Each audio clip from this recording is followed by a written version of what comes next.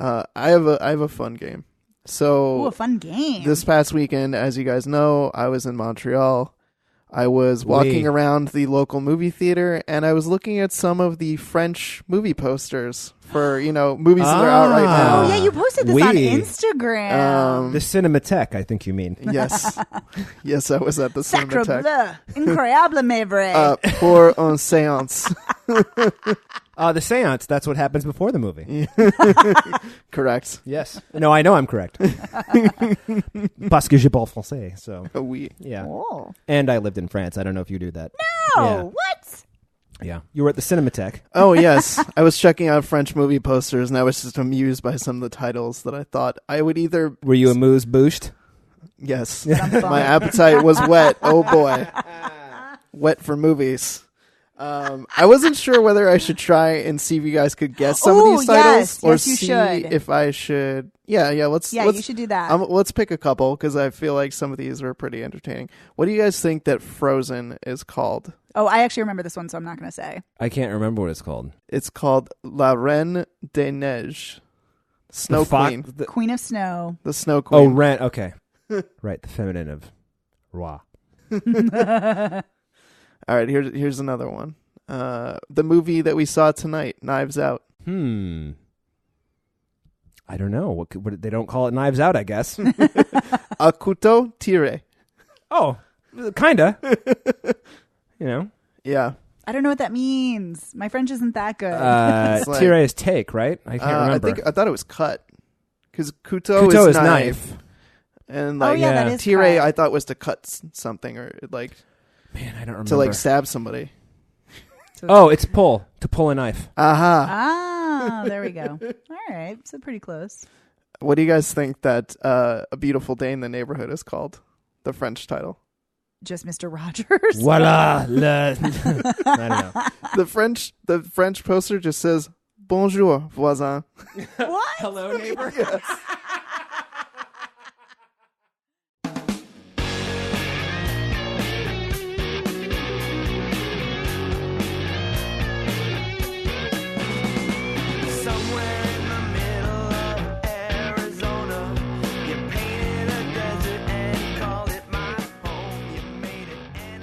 Welcome to Spoiler Piece Theater, the podcast that doesn't give a shit about spoilers. We just want to talk about the movies. My name is Evan Crean. I'm editor for The Independent. I am co-chair of the Boston Online Film Critics Association and co-author of your 80s movie guide to better living. Hi, I'm Megan Kearns. I'm a freelance writer and film critic, editor of Bitchflix, and also a member of the Boston Online Film Critics Association. My name is Dave Riedel. I write for Salt Lake City Weekly and Orlando Weekly, and I'm a member of BAFCA, to use the abbreviation. BAFCA. Acronym. I guess technically it's an acronym because you can say BAFCA like it's a word, right? Mm-hmm. So That's an acronym. Good. It's like scuba in that way. I don't think it's going to catch on the same way. I don't think so. But we'll see. Yeah. Who knows? So we have some movies to talk about this week. We're going to be talking about Frozen 2 or La Reine des Neiges en français, as we discovered. A Beautiful Day in the Neighborhood. Bonjour, voisin. Bonjour, voisin. We're also going to be talking about 21 Bridges. Sorry, I don't know the French title for that. 21 Bridges. I don't know. Yeah. Pont Neuf, the ninth bridge. So, 21 Pont, I guess. I don't know. Good enough. Magnifique. Wait, I don't know. French people, correct me. Daniel. Hi, Daniel. All right, and we have a couple more movies we're going to talk about. Safe Spaces, also known as After Class, which is the new title of it. Oh. Which From the... we discussed it in the interview with interesting. Daniel That's Schechter. right. Yeah. And then Knives Out, which we all just came from. We did. Which is why we're punchy. So pardon Very. us for being punchy. Although this is weird. I heard they're actually pronouncing it Knives Out. I don't know why that is. The French title for that being A Couteau Tiré. Yeah. Let's get started with Frozen 2. All right. So I'm the only one who saw it, and I wish you guys had seen it. Just Nope. Whatever. It's a musical. But it's amazing. I liked the first one. I thought it was a little overhyped, if I'm being honest. Really? Okay, well, you Yeah. might not like this one. I loved Frozen. So I was very excited / reticent to see a sequel. Mm-hmm. This is definitely I feel a worthy sequel to the original. The original I loved and adored so much, and I've seen it a million times, and I could watch it a million more, and I love it. This is delightful. It's not as charming and wonderful as the first, but it's still really great. And I realize I just love being with these characters, and I just love Anna and Elsa and their sisterhood and coming together. And so there's definitely more of that. About 6 years have passed, just like how in real life 6 years have passed. It's about like 5 or 6 years have passed in the film. I read something that said 3 years. I don't think that's correct because I swear somebody mentions that it's been 6 years, but I digress. In the Frozen verse. Correct. And so time has passed. Anna and Kristoff are together romantically, and who plays Kristoff's voice? Jonathan Groff. Yeah. Broadway. No, I know who he is. Oh, okay. Oh, I didn't know. Alrighty. But anyway, Elsa is still queen of Arendelle. Olaf is still running around being a snowman. Yeah. So he's Josh Gad, right? He is Josh Gad, yes. That's passable. I'll allow it. He's very charming as Olaf the Snowman. So everything seems to be pretty much the same, but the entire film is not about things staying the same. It's all about change and how change can be scary. And like Olaf talks a lot about that, about how he's really afraid of change, which really feels like it mirrors the progression of children who have grown up with Frozen and are getting older and maybe think that change is scary, or maybe younger kids think that, or even adults. But yeah, so a lot of change is happening, and there is a threat coming to Arendelle. There's It's called the sun. No, I don't know. It's going to melt all the snow. Fucking global warming. Goddamn climate change. But yeah, so this film also delves into the past and also delves into what happened to Anna and Elsa's parents, and because they're in the first film, they die in a shipwreck. Ooh. Yeah. And so that delves into that. And how Disney of them. I know, right? You can't have parents, or especially a mother. But yeah, what's interesting about this is that the film opens with Anna and Elsa's little girls again, and we get a flashback with their parents, and their father is telling them a story about this enchanted forest and how there's this battle. And at first it's like a peace treaty mission, but then things go awry, and there's this battle with this other group of people, and with their father, who's a kid at the time, and his father, who is like the king. And then this plays into the film later because Anna and Elsa kind of have to investigate like what actually happened, because they find that this enchanted forest is fucking shit up for Arendelle, and Arendelle could be destroyed and the whole land could be destroyed. So basically Anna and Elsa and Kristoff and Sven, his reindeer, and Olaf the Snowman all go off on a quest to go to the dark forest or enchanted forest to find out what the hell's going on. And they find out that there's like a time warp where the people who were battling are still there. Whoa. And they've been frozen in time for 30 years. And now they're going to do the time warp again with a jump to the left. It's just a question I have. They're going to show up and They might try to stop the battle and say, guys, just let it go. Wow. Oh, if only. Funny enough, there is a little meta joke about Let It Go where Elsa is like seeing all these like memories, and there's one of her singing Let It Go from the first one, and she's like, ugh. And she's had enough of that. But what ends up happening is so Anna is very insistent that her and Elsa stay together. She's like, we're doing this together. We've got to do this. And Elsa's like, but I have powers, you don't. I don't want you risking your life. I can handle shit. And of course, they all end up diverging. So they all end up breaking up. So our core group of heroes ends up splitting up. So it's the Fellowship of the Ring. Correct. And then so as Anna is investigating what happened with the battle, like why did this peace treaty fall apart? What's going on? Come to find out, their family is not like, especially their grandfather is not such a good guy, of course, and was pretty much a douche. And yeah, and then Kristoff is having a moment because the whole time in the film he wants to propose marriage to Anna, but then she runs off, and he's like, "What am I doing? If she keeps running off, maybe we're not meant to be together. But I love her. I want to be with her." So he's having a crisis. Olaf is having a crisis because change is scary. And then Elsa has gone off on her own to not only try to solve what's going on with the dark forest, but she also wants to find out why she has magic powers, like because they find out that their parents, that was the trip that they went on, was to find out the source of Elsa's magical powers. Why does she have powers and Anna does not? And so Elsa has kind of an identity search again. And you find out in the songs that she's singing that she, even though she is herself and even though she is the queen now, she still doesn't feel like she belongs and she still feels like an outcast. So I know how she feels. Don't we all? But yeah, so it's very lovely. The songs are great. One of the songs is sung during the credits by Casey Musgraves, and it's beautiful. It's this kind of creepy lullaby that's sung in the film, and it's it's an incredibly beautiful song. And then Elsa has another Let It Go type song, but it's very different, or sort of different, and like sort of different, but.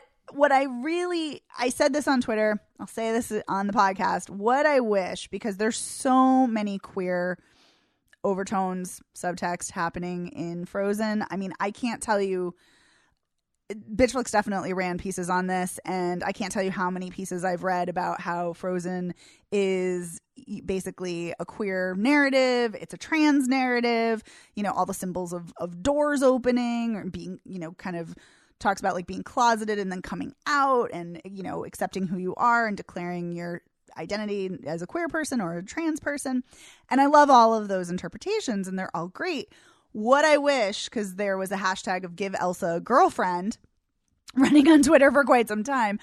I wish that, because there are more queer kind of overtones and subtext in this as well, I really wish that instead of having all the subtext, it was just the text. Like, yes, Elsa is queer. Like, yes, instead of having it be an allegory or a metaphor. Right. Sounds like something that would be in a Whit Stillman movie. I wish it weren't subtext. I wish it were text. That's right. I wish I didn't have to read between the lines. Yeah. Correct. I was just reading the lines. That's right. Yeah. But I do. I can't help it. I wish that. I'm on board. Metaphors are great. Allegories are great. I love them. But yeah, but there's so much about her, not feeling like she belongs and she can't be herself. And, who am I? Maybe that's for Frozen 3. Somebody said that to me on Twitter, too. Maybe Frozen 3, Frozen 3. coming out. I don't know. That would be great. But yeah, so I don't know if this is a film that people will love. Like, I don't know if this is a sequel that can totally stand on its own in the sense that, like, it can stand on its own. Like, it's definitely its own film. But I don't know if anyone who is not a fan of Frozen is going to really enjoy this fully and really want to go see it. So what you're saying is it's no Wrath of Khan. Oh, it's no Wrath of Khan in that way. No. Yeah. Not at all. But yeah, but it's lovely to revisit these characters. As I said, I love the queer themes, subtle as they may be, or not subtle, depending on how you look at it. Mm-hmm. But yeah, and I love the music, and I just love being in this world. And there's some beautiful, obviously animation, but like just some of the landscapes. It look like for as weird as this is going to sound, I forgot I was watching animation for a moment. I'm like, this is just gorgeous cinematography. Like, this is just stunning. And also, there was a really interesting article at Vox talking about how costume design is so tricky for animation. And that got me thinking even more, because there are beautiful costumes in the film and the way they move in the wind and with the snow, because the elements, the 4 elements are a big part of the film, fighting fire elementals and water elementals and I get it. That. You get it. All you need is a Musashi, reference, and then it'll all come back around. Full circle. But yeah, so I would say see it, but if you're not on the Frozen bandwagon. If you ain't on the Frozen tip. Yeah. So it's a hard pass for me, is what you're saying. Oh, well, you don't like musicals, so. I don't, but I do love me some Kristen Bell, so. I mean, Kristen Bell is so adorable and delightful. She's Anna? Yeah, she's Anna, and she's great. Yeah, she is a delight. She is. She's wonderful. I love her on The Good Place, and I love her as Anna. And I love Idina Menzel so much. I think you mean Tariq Aziz. Isn't that what John? Adele Dazeem. Adele Dazeem. Yeah. Tariq Aziz, yes. Adele Dazeem. Yeah, it's all the same. But I love her so much. I love her in Wicked. I love her in Rent. And I love her in Frozen. She's just great. Okay. So anyway, I would say see it.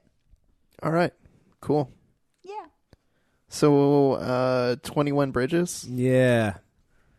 21 Bridges of shit.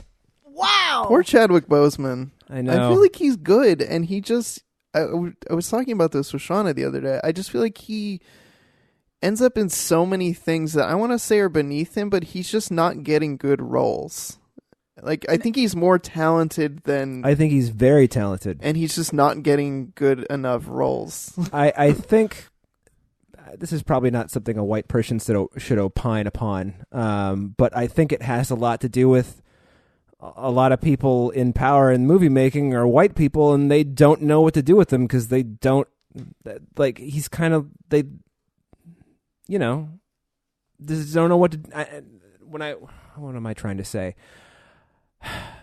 I think there is still a mentality in movies, and you can cut this if you want, but I think there is still a mentality in movies that, like, you can only have a certain amount of black leads, and so now we've got this fucking huge movie star, so we have to put him in things, but we don't know what he does, because, like, they just don't think that way. Well, I actually think you're right about that, which is... Oh, thank you. Okay, good. Fuck. I mean, it's disturbing and it's racist as fuck, but yeah, I mean, there's so few... people of color, particularly black actors and actresses who are in a wide array of things. Yeah. Even like it's almost like they're just casting the same people over and over and over, which is horrible. Right. But with Chadwick Boseman, I find that strange considering he was Black Panther. Well, yeah, there's that. Right. It was such a huge box office success. Well, he's got huge movie star chops because he can carry a movie like Black Panther, but he's also done these really big biopics where he's played very different characters. Jackie Robinson, James Brown. I was really impressed with his James Brown. Yeah. I really liked the Thurgood Marshall movie. That was great too. I mean, I liked it. I don't think it was a great movie, but I enjoyed it, and I liked Josh Gad in it too. What do you know? What do you know? But I think, you know, when you step outside of like iconic roles for him, people don't know how to cast him as just a guy. You know? Yes. Well, and that speaks to the racism and white supremacy of Hollywood and our society at large. And you know, take it with a grain of salt because this is three white people talking on a podcast. But still, I would like to think that if I don't understand, that I'm aware of these things. It just seems really, you know, you see the same actors in the same kinds of roles, and Chadwick Boseman only plays huge parts, and in this one he's just like a cop, and of course he's like kind of a legend already, even though he's a young guy. But you mean in the film? In the film, he's kind of got this. You know, it's really strange. It's a bad movie. Let's just get that out of the way. Yeah, I gathered that when you said 21 bridges of shit or whatever you said earlier. Well, first of all, one of the Carnahans co-wrote the screenplay. Strike one. So. There's been one good Carnahan movie, Narc. That's it, and that's not even a good movie. It's just almost good. So anyway, whatever. But it's really strange. First of all, it's a movie about corrupt cops at its heart, and you've seen this particular story played out a million ways. But then it's got this, what seems like is going to be the story. These two Army veterans who are, you know, of course, have been shit on because they're shitty people, but also because they've been shit on by everyone. And they kill 8 cops in this drug robbery gone bad. But the cops are all there because they are in on the drug deal, you know? So So that's where the whole like contention comes from. And then Chadwick Boseman has to figure out, you know, he's trying to, of course, initially solve the crime of who these two guys are who killed all these cops. But then as the movie progresses, you know, from the moment these police show up, because what happens is Chadwick Boseman, the movie opens at his father's funeral. His father was a cop who was killed in the line of duty. Fine. And then he's like 9 years old and he's very sad. And then it's like 19 years later and it's like he's a detective and he's been a detective for like 9 years. And you're like, wait a minute. He's been a detective for 9 years and he's like 28 years old. Okay, maybe let's say he was 13 and it's 19 years. So he's 32. No, that's not how the NYPD works. That's one thing. Fine. He's also been a part of 8 shootings. He's shot 8 and killed 8 suspects in like 9 years. Wait, what? Yeah. I feel like even cops would be like, that's too many people. Right. The movie, after take a desk job. After you see him at his father's funeral, the next thing you see is him at an IA inquiry where they're like, why do you think that you could shoot this person? And he's like, look, I passed the psychiatrist thing, it's really a shame when like I've known, you go see, like you have friends, some of them are cops, you go to movies and they're like, yeah, that's not right. And I just feel like I can hear a couple of my friends being like, that's not right, so fine. But anyway, the movie, he's got to figure out who is like, which cops are dirty and, or first of all, he's got to find out, oh, the cops are dirty. But at the same time, it's like, well, these guys did kill 8 cops. I mean, like, let's just say that half of them are dirty.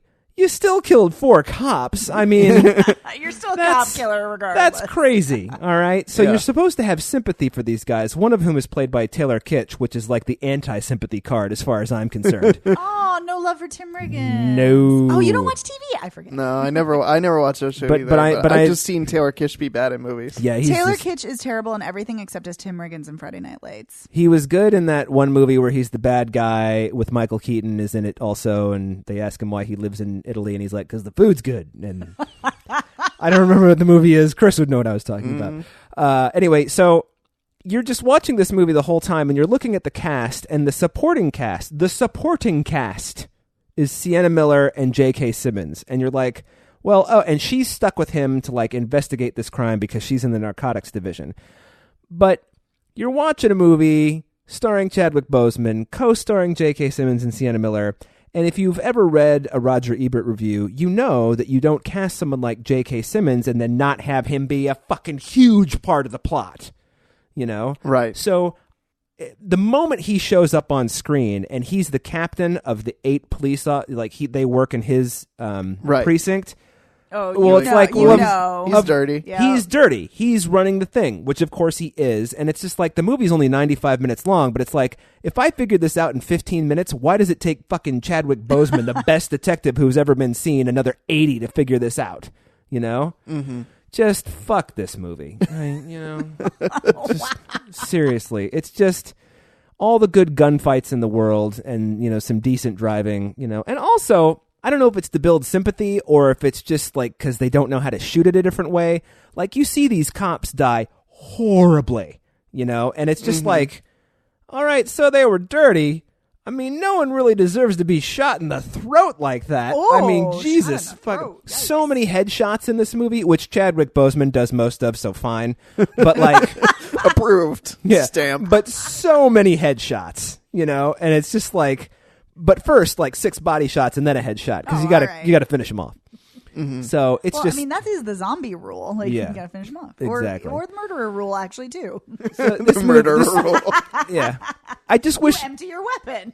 I just wish it were better because you will figure out anybody who's like J.K. Simmons has won an Academy Award and he's been like he's now a prestige actor. So when he shows up in a small role, you know that he's not just going to be there, like. Fucking jerking off. He's going to be a part of the plot. Although it's really weird. Keith David is in this and like prominently Keith David. And then you're like Keith David. And then he's in like 3 scenes like doing jack shit. And I kind of wonder if this movie at one point was 125 minutes long and they were like, you got to fucking cut this shit down. Just slashed it. Yeah. Because it's not good enough to be that long. So it's barely good enough to be 95. Anyway, whatever. That's 21 Bridges. You can skip it. All right. Chadwick Boseman, he's got to say things like, and this is right in the trailer, he's like, we're going to close all the bridges and all the tunnels, and then we'll flood the island with blue. And it's like, why would anybody, like, write that line? Nobody would say that, in real life. No, they wouldn't. Because it's such a shitty line. Yeah. Anyway. Well, yeah. I mean, I don't know that anybody in real life would say, hello, neighbor. I think Fred Rogers would. Yes. Didn't the fucking idiot from that Tim Allen show used to say that to his character? Wilson, the guy who lived across the fence. Yeah. He would say, hey, neighbor. Yeah. Or something like that. What's that show called? Home Improvement? Yeah, fuck that show. Yes. Well, on that note, that brings me to talk about A Beautiful Day in the Neighborhood. Mm-hmm. Quick question. Yes. Is it a beautiful day in the neighborhood? Meaning, is it a beautiful day? I mean, you walk out of there going, oh, that was a beautiful day in the neighborhood. The movie's wonderful. Okay.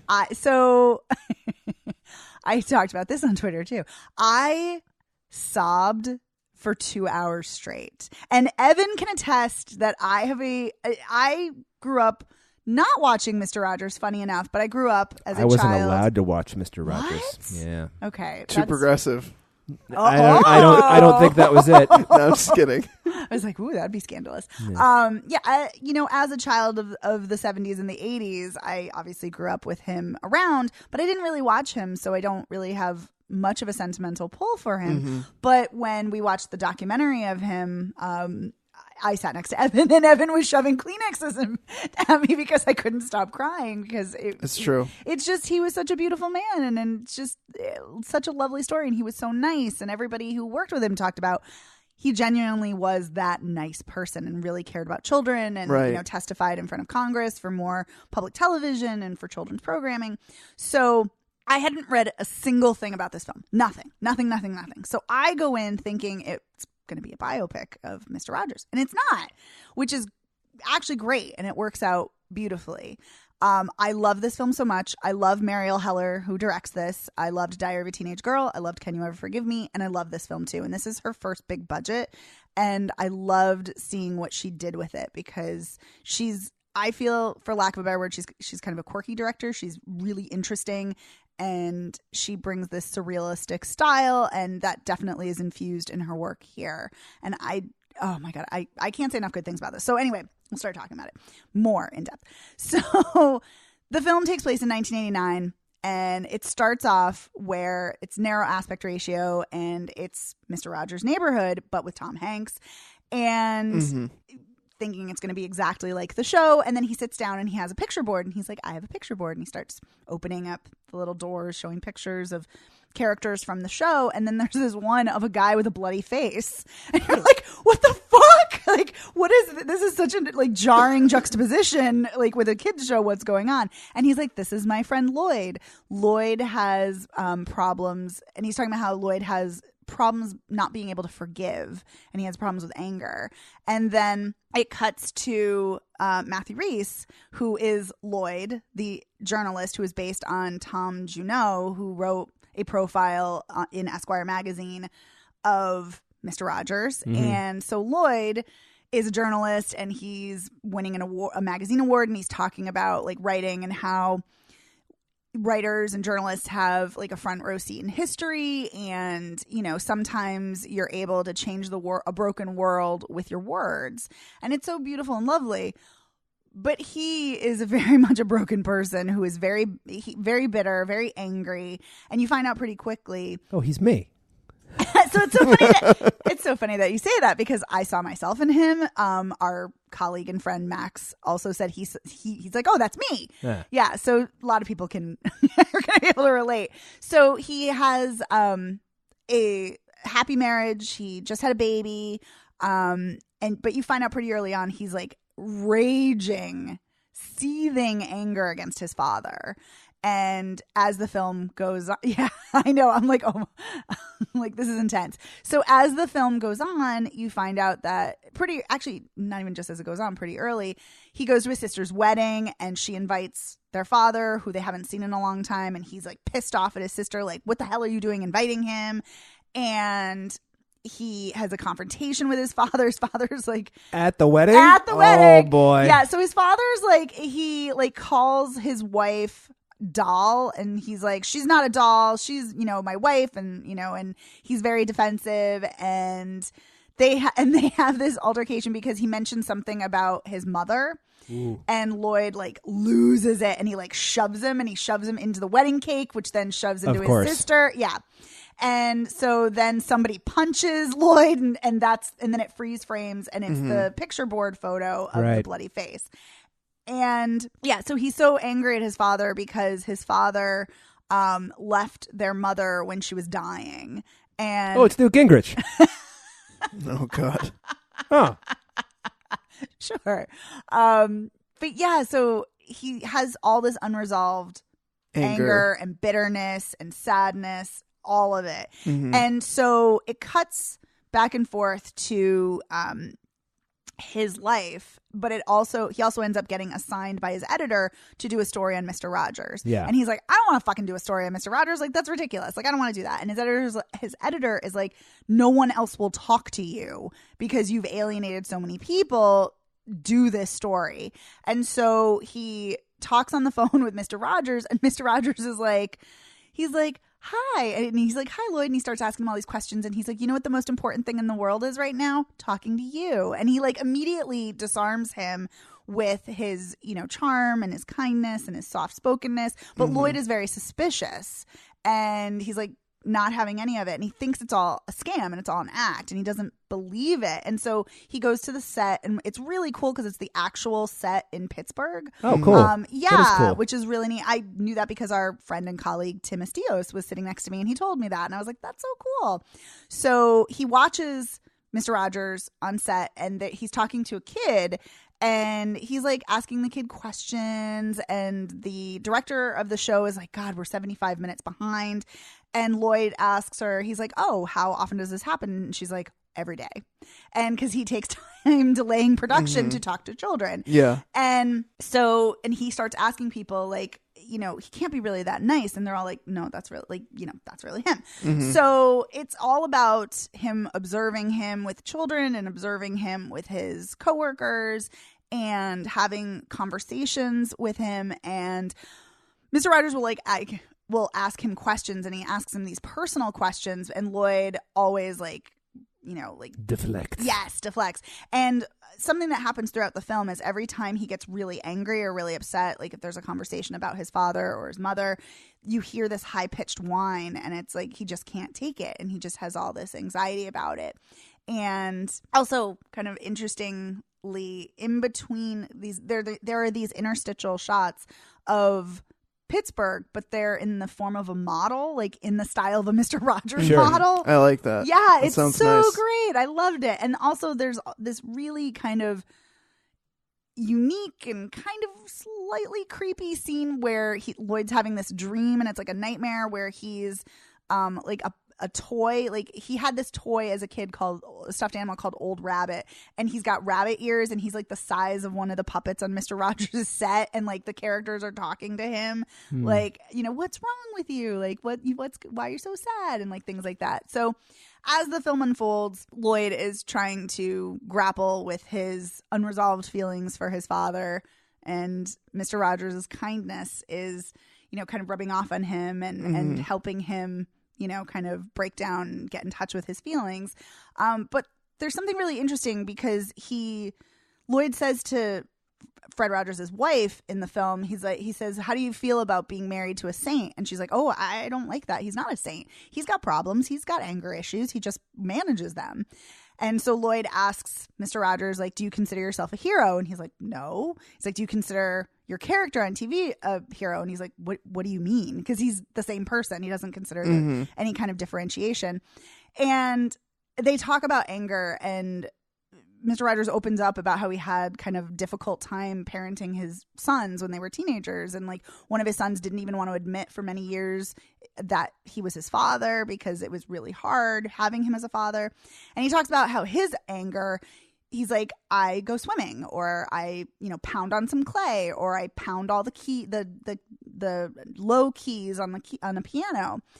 And so as the film ends and Lloyd has come to terms with his father and he's kind of reconnected with his family, the final shots are of Mr. Rogers finishing up a scene and in the studio, and then everything goes dark, and then he's just in silhouette and he's playing the piano and he's like banging on the keys. And there's something so dark but great about showing that it's okay to have this darkness. Yeah. Because Mr. Rogers said this in real life or something very similar, and he says it in the film as Tom Hanks is playing him.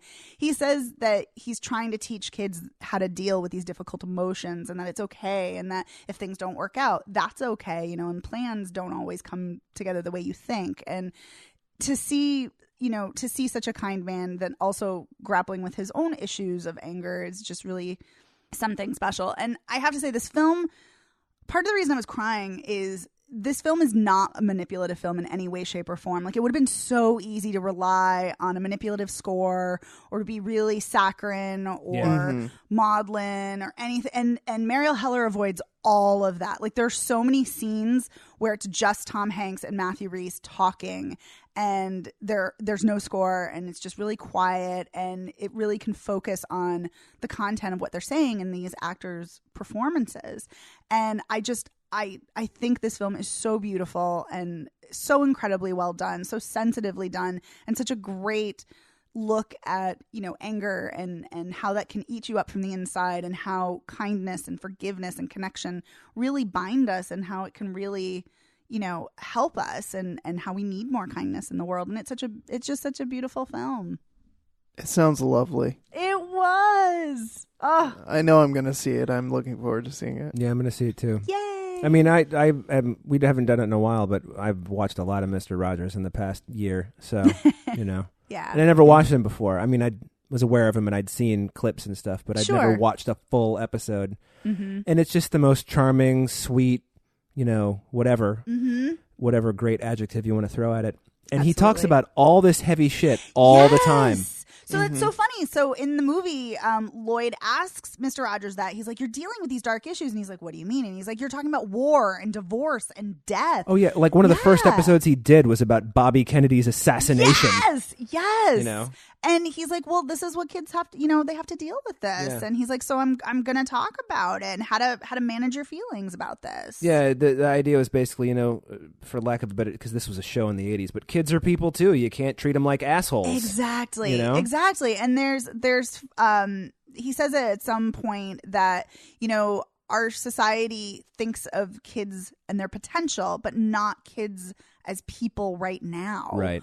And that's just such a profound statement, and so true, like so obviously true. But, you know, here was somebody, you know, in the media actually saying that and actually talking to children. And that's one of the first lines that he says as Mr. Rogers, Tom Hanks as Mr. Rogers says, is he said, what I'm really trying to do is every time I'm on screen, I really try to look through the camera and talk to just one child and really connect with one child. And it's just, yeah, the thing of it is that, I mean, Mr. Rogers was so charming and so lovely, and Tom Hanks completely captures that. And there were times I forgot I was watching Tom Hanks, that I was like, that's Mr. Rogers. And yeah, it doesn't feel like a caricature. It just feels like he completely embodies that role and that person. So all right. Perfectly. Tom Hanks. I love Tom Hanks. Even though he's always Tom Hanks, I love him. Yeah. I mean, you know, I remember when the Post came out, and I was like, he's going to play fucking Ben Bradley? No way. And then he fucking played Ben Bradley. You're like, oh my God, he did it. You know, so yeah. Got anyway. me. Yeah. No, I feel like this is the role he was born to play, and it was perfect for him. And you mean he wasn't born to play what's his name in Bosom Buddies? I mean, come on. No, or maybe he was born to play Alan in Splash. Yeah, there you go. Who knows? But yes, go see this film. It's wonderful. All right, cool. I'll see it. Yay. Okay. All right, so then let's talk about Safe Spaces, which is now being called After Class. For reasons you will... Because Safe Spaces is too much of a trigger for the fucking boomers? If you've listened to my interview with the director, it's for really bullshit reasons that they changed the title. They were never in love with Safe Spaces as a title anyway. But yes. It's not the greatest title. It's not a great title. No. I think they struggle to find something to encapsulate the movie. So that I will say that's my problem with the film. It's two films in one, and I really feel like it should have bifurcated and become either all about the class issue with the students or about his family and the dying grandmother. That's my personal opinion. So to summarize the film, so yeah, God. See, I didn't have a problem with that, but basically for listeners, it's a film with Justin Long. He plays a college professor teaching a writing class. So part of the film is about him and an interaction he has with a student in class, and how it alienates one of the other students, and that becomes a scandal. And then the other part is about him being from a very New York Jewish family, and he has a grandmother who he very much loves who's dying, and it's him and his family trying to process that and deal with that and figure out what to do with it.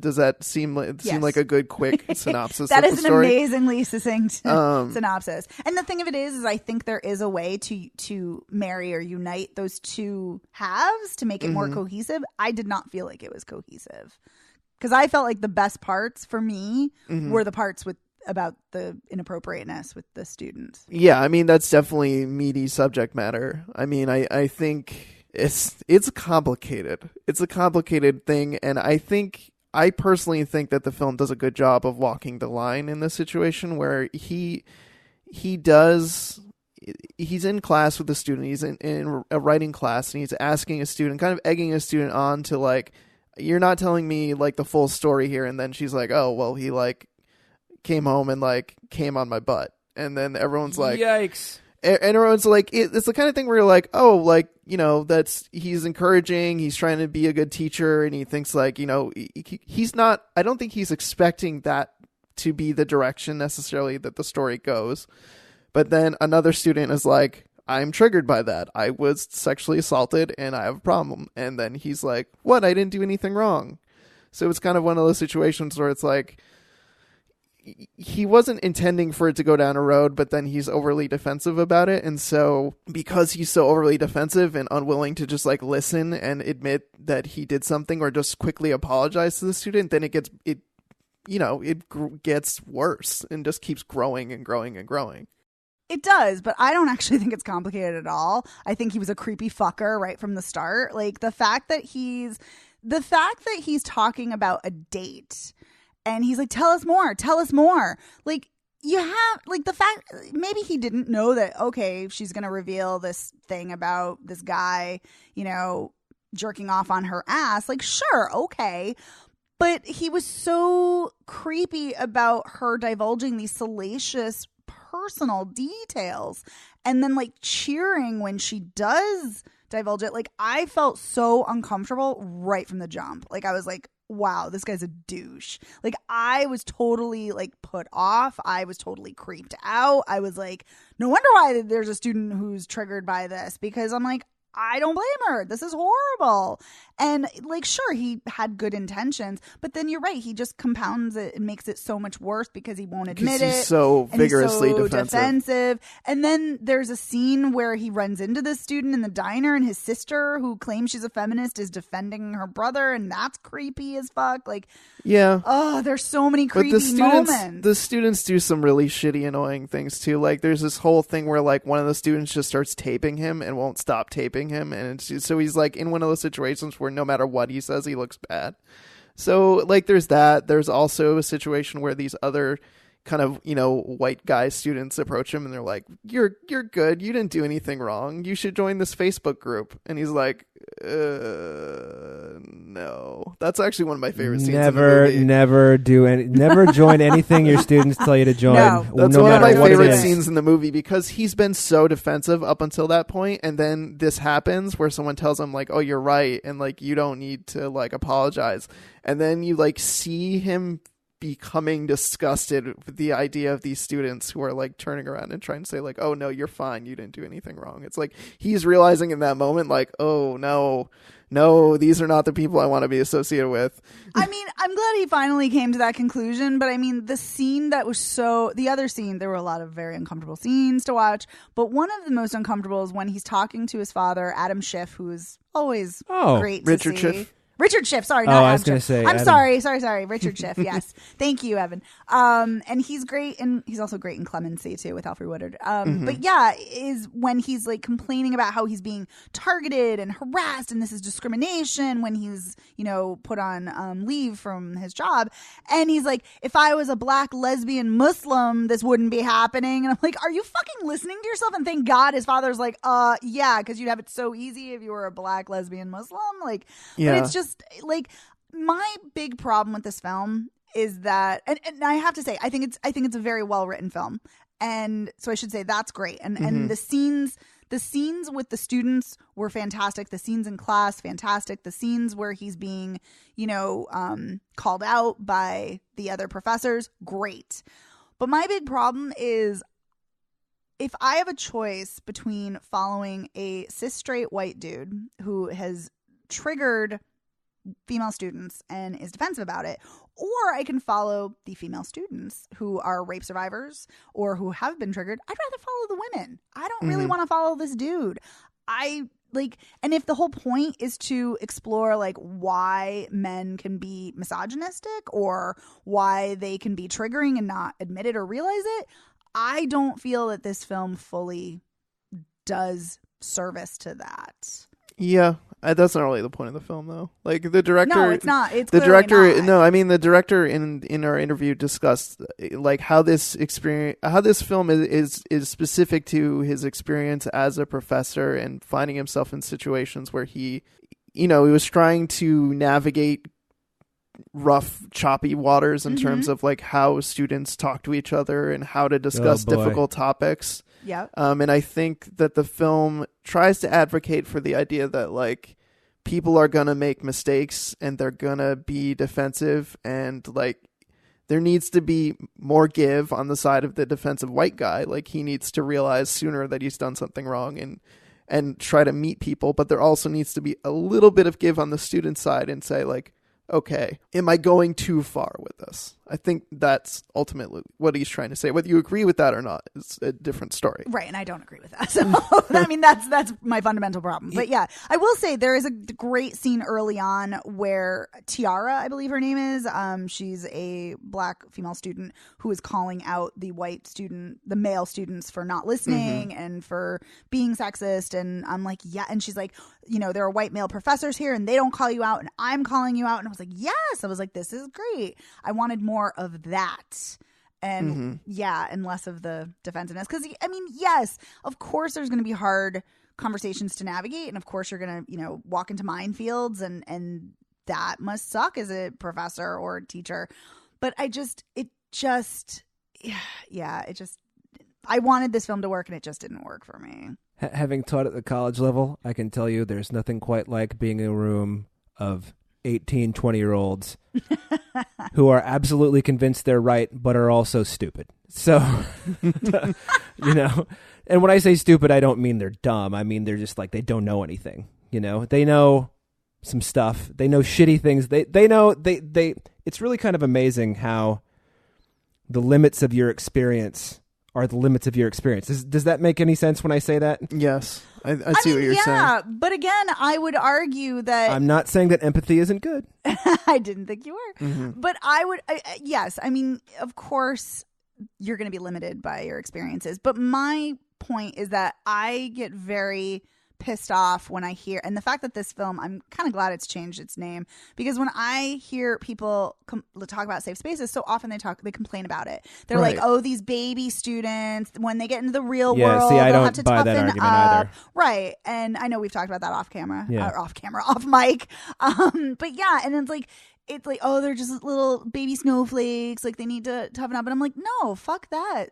Just because you're young. Okay, boomer.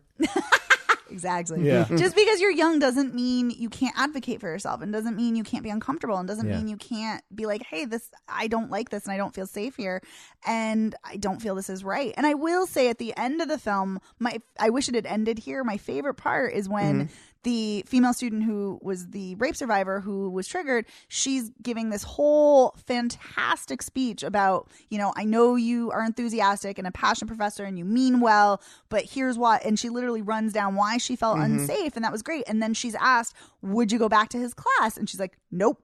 And I was like, yes, I love that. Like, I wish it had ended there, actually. But yeah, I think that's a really great scene. Yes, it's a brilliant scene. He's so defensive throughout the film and like not wanting to give an apology if he doesn't mean it in that kind of situation. And I feel like after he has a chance to look eye to eye with her and listen to her, he gives what I feel is a genuine apology. Yes, I would agree with that. I think that scene is really well done, and I like how it comes together. I do too. Yeah, I think there are a lot of great scenes. I don't know, maybe I feel like it needs to be edited differently or something. I don't know. Or maybe more scenes with her. I'm not entirely sure. But anyway, yeah, there were things that didn't work for me. But things that did. There were great scenes too. Cool. So then why don't we wrap up with Knives Out? Now that we have our knives out. We just came from this movie, so I feel like we're going to be kind of punchy. But I enjoyed the heck out of this movie. I had a really good time watching it. Am I the only one? I mean, It held my interest. Yeah, definitely. I would say the same thing. I thought it was interesting. There were funny parts. I wanted it to be much better. Thank you. I was searching for the word.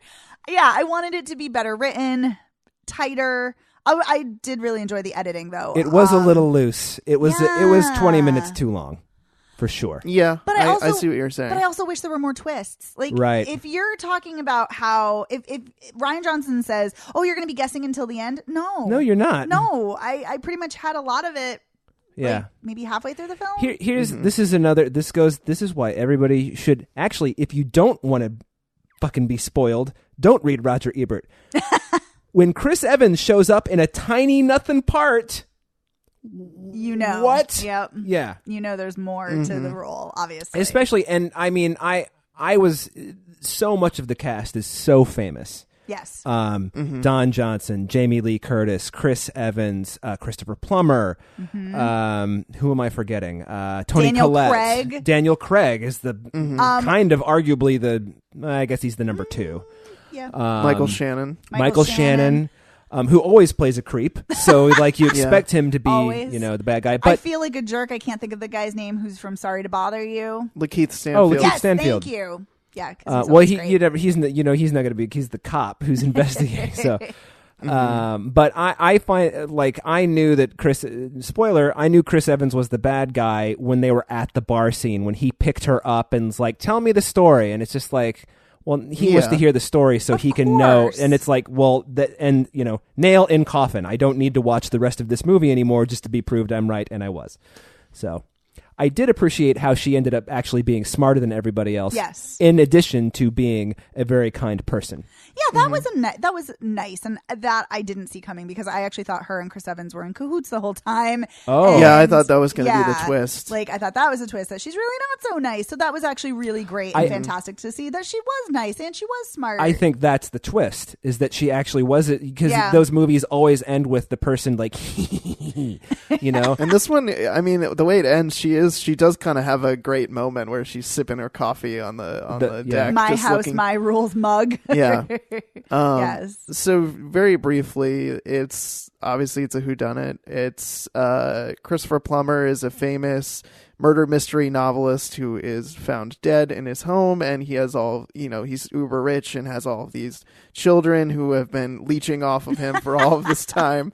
And some people who aren't even his children, like one of his kids is dead, and his widow is still Toni Collette. Yeah.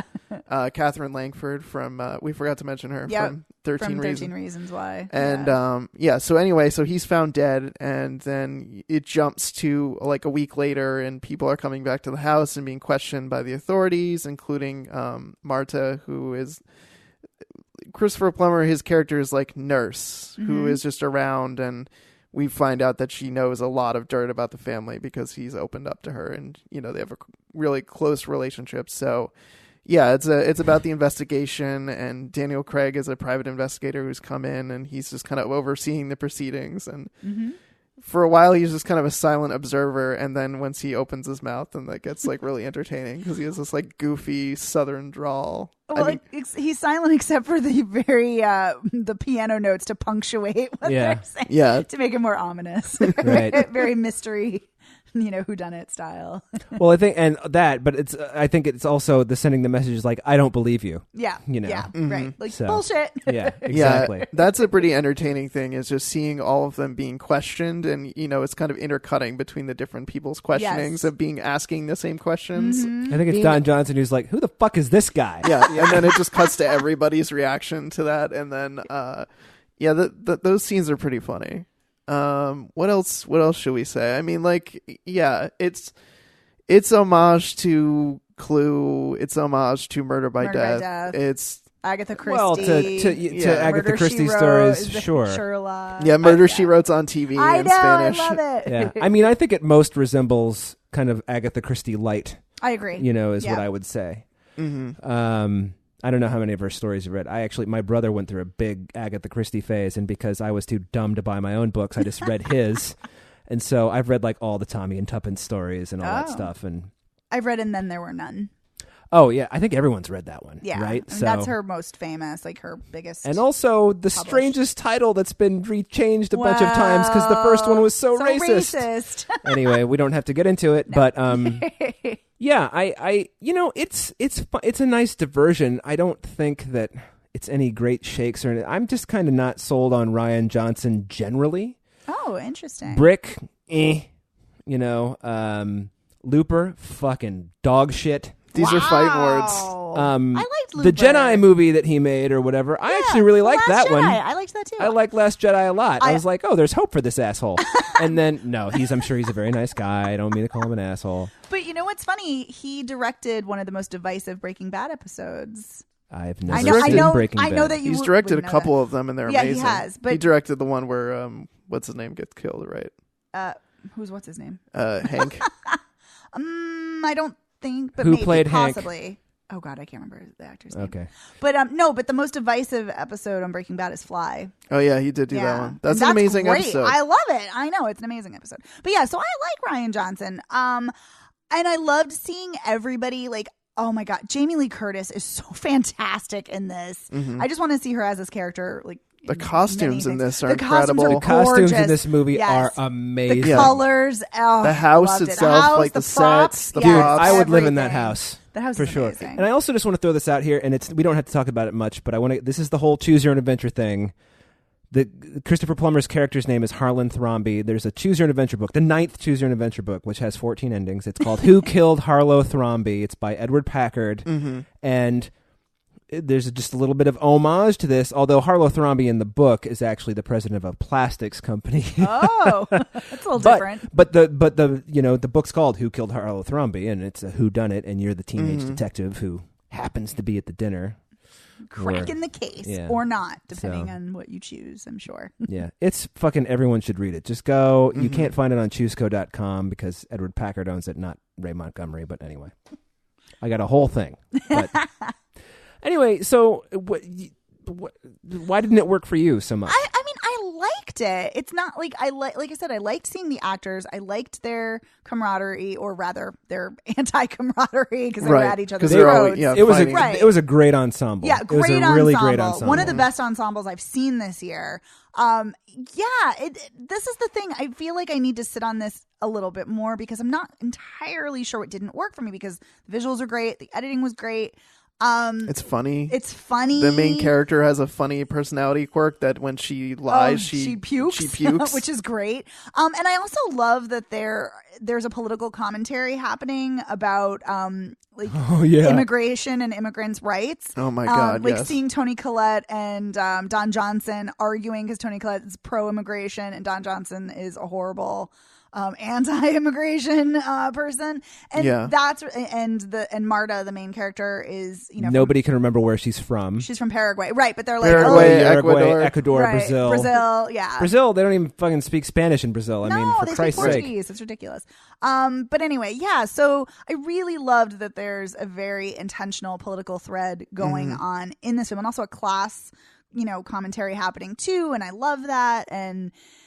But yeah, there's something about, I don't know. I feel like maybe if it was shorter, it would be better. Maybe if it was tighter. Yeah, it could have been shorter. It could have been tighter. Toward the end, you feel like you're just kind of rattling on, especially when it gets to the Daniel Craig, listing it all out. And it's like he does his fucking Robert Forster impersonation from Psycho, But that actually didn't bother me, because usually when scenes like that happen where they're spelling it all out, I'm bored to tears, and I actually wasn't bored. Well, that part wasn't boring. It was the in between stuff where I felt like we were just dragging our feet to get to it. Yes. Yeah, and it's funny when Lakeith Stanfield even says this is the worst car chase scene ever, and it's very meta, because I was like, yeah, it was a terrible car chase scene, but yeah. So I think if about a half an hour or so were shaved off, and it was tighter, it's about 2:15. Right? It roughly? is. Yeah. 2:10, 2:15. Yeah. So I think for me, if it was shorter, it would have worked better. Or if there were more twists, if I really was actually guessing. That's the thing. It wasn't twisty. It was just like once you lock in on Chris Evans, you're like, okay. You're like, oh, that's it. Because the other thing is, there's no way anybody else could have. When you look how the death is laid out. Yeah. There is no way anybody else could have actually done it. if you're thinking about Right, it, because they were all around. They were all around everybody, and they don't like each other enough to cover for each other. Right. So, Right. you know. But that's what, yeah. But I mean, like, if there had been something kind of revealed, like halfway through, or I don't know, like kind of, you know, teased out some kind of coalition or something, then I don't know, then it could have been more twisty. But yeah, but for me, that's, I think I wanted more twists. Yeah. And I also love that our main character was a Latin immigrant. I thought that was great. Yes. You know? Mm-hmm. And she ends up with all the money and the power at the All end. the money. Yep. I know. That's right. I love it. Because Christopher Plummer decided, fuck his family. And Right? he's like, I'm cutting them all out of the will. Yeah. And I just love how that comes together. And it's just like everyone, you know, Chris Evans thought that he had set her up to make it look like she had killed, you know, Christopher Plummer, so then she wouldn't get the money that she was inheriting. Also, can we talk about how Frank Oz is in this? I haven't seen him in anything in so long, and I was so excited to see him. That's even right. The briefly. thing that's funny is he doesn't even really sound like Frank Oz. No, he doesn't. But then when I was watching it, I was like, wait a minute, I think that's like, it took me a while, but it's like, I think that's Frank Oz. And then during the closing, oh, it was. Oh, all right. Yeah. You know? Frank Oz is the family lawyer who has to break the news to them. They've all been cut out of the will, and all the money's been left to Marta. That's kind of amazing. That is amazing. I do want to throw some props to Shauna, who immediately after the movie was over going, that's not how wills work. I love that. Yeah. I also think it's talking about the kind of you know, racism going on in the film. It's also interesting because right off the bat, when the character Meg, Catherine Langford, is like, "Oh, Marta, you're like a part of the family. I wanted you at the funeral," you know, and then like people keep coming up to her and being like, "I really wanted you at the funeral, but I was outvoted." Yeah. And I was like, "What? There's no way you could have all been outvoted." And like, you know, and then, you know, and Jamie Lee Curtis's character is so like warm to her, but then as soon as the will is read, like everyone turns on her and like, you know, and accuses Marta of all these terrible things. So it's like, oh, yep, more racism, you know, Yeah. from, you know. In fairness, I think they would have done that to anyone. No, I agree. But I think it was especially pointed because she was an Correct. immigrant. Yes. Exactly. Yeah. I take your point and I raise it. There you go. Ooh, I raise like it. I raise it a level. Or is it? But yeah, this was enjoyable. It was all right. It was a romp. Yeah, it I was enjoyed enjoyable. myself. It was 3 stars on a 5-star scale. Ooh, I would agree Fair with I that. think enough. Evan, you're going for 3.5 or 4. Yeah, because I definitely enjoyed myself quite a bit. I mean, I definitely had some laughs, but like when you guys, like the first time whenever you mentioned Daniel Craig, I was like, oh yeah, he was in this. Like I fucking have no memory of that. I don't even remember. Yeah, and He's like I pretty saw it 3 prominent. hours ago. Yeah, and he's pretty prominent. Yeah. The characters I remember most are Ana de Armas and Chris Evans and Don Johnson and Jamie Lee Curtis. Yes. Those are the 4 that I remember. Yeah, same. You know? So, Same. I mean, and I like Lakeith Stanfield a lot, but he's basically window dressing in this movie. I know, it's unfortunate. Yeah. Yeah, well, he has to be the guy. It's like, wait, what are you on to now? Yeah. What are we doing? Why are we doing this? Yeah. But again, I would say if it was better written, then it wouldn't just be a window dressing role. So, Right. Yeah. So again, I think it comes down to a little sharper writing was needed. Indeed. Yeah. And I know, and I say I like the His editing, but it knife needs to wasn't be- out when he was writing. Thank you. Very nice. And I say I liked the editing, but it also needed to be tighter. So there was parts of the editing I liked, like the cuts, you know, between the showing the lies of the family. But yeah. One of my favorite edits was when somebody said something like, hey, you, and then the dog turned and was like, what, me? That I think was one of the funniest like edits in the entire movie. The dog was like, are you talking to me? The dogs are great. Yeah. Yeah. Didn't Chris Evans tweet something about the dogs? Like, Oh, I don't know. I don't know. He like tweeted something about like how Awesome he German kept- shepherds. in this. Yes, he kept giving them treats or something. Yeah. Anyway, he gave props to the dogs. I like that. They were fun and they're funny. Yes. And I'm glad that they were here. The And they're a dogs were big great. part of the story. They were. The dogs are very important to the story. I know. I love that the dogs are important. Oh, okay. So I guess that's a boisterous go see it and 2 tepid go see it kind of things, right? Yeah. I mean, like like I said, it. I enjoyed it. It's a solid think- 75 degrees. I think I just had such high expectations for it that I think I did too. Yeah. Because when you look at that cast and you're just like, this movie is full of heavy hitters. yeah, you're like You this know? has to be amazing. Yeah. And And then it's all right. yeah. So. You know? All right. Well, that seems like a good note to end on. And an unenthusiastic note. So see Frozen 2. Don't see 21 Bridges. Nah. See A Beautiful Day in the Neighborhood. Definitely. Seems like we're split on Safe Spaces. And After class. Yes, after class. Thanks, Thank Dave. you. The one thing I remember. And Knives Out, it sounds like, yeah, we're in agreement that it's good enough I at would least say to go see it. Yeah. Oh, there was. I want to just. I don't know if I want to mention the whole thing about the knives, about whether they're prop knives or real knives. Mm-hmm. Oh, yeah. There's a whole. There's just kind of a throwaway line about that Christopher Plummer says, and then it becomes very important in one of the final scenes of the movie, and it is very funny. It is extremely It is funny. That moment is very funny. It totally lands. Yeah. Yes, it does. Metaphorically and literally. So anyway, thank you for tuning in to this week's episode of Spoiler Piece Theater. You can find us anywhere you can get podcasts, so I'm not going to list them all out, but I can tell you can also go to our website, which is spoilerpiece.com, and listen to the show and find out more about us. You can find us in a number of places. We're on Facebook. We're Spoiler Piece Theater. We are on Instagram and Twitter is @SpoilerPiece. If you want to get in touch with us, there's a few ways you can do that. You can give us a call. 862-21-PEACE. Leave us a message and let us know what you think. We might play it on the show. Probably we'll talk about it. But you can also email us, spoilerpiece@gmail.com, and get in touch with us that way as well. And if you like the show, please rate and review us on the podcast platform of your choice. Doesn't really matter to us as long as you give us a nice review and help more people find the show. And if you really, really like the show, head over to patreon.com/spoilerpiece and sign up for our Patreon. We do exclusive audio each week for patrons. And this week we talked about how to lose a guy in 10 days. Yes, not 10 dates. Yes. I'm glad I remembered this time.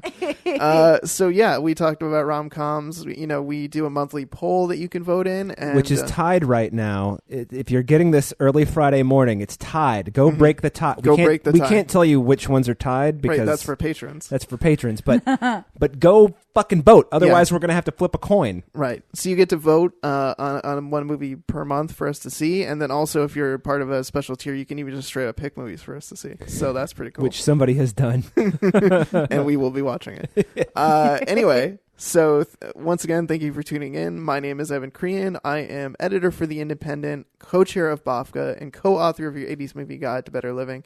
And you can follow me on Twitter and on Letterboxd as Real Recon. I'm Megan Kearns. I'm a freelance writer and editor of Bitchflix and a member of the Boston Online Film Critics Association. And you can find me on Twitter at OpinionSWorld. My name is Dave Riedel. I write for Salt Lake City Weekly, Orlando Weekly, and I'm a member of BAFCA, and you can find me on Twitter, Letterboxd, and Instagram as Dave Sees Movies. Nice. Yeah. It really was kind of kismet. We'll see you next week. Bye. Bye-bye.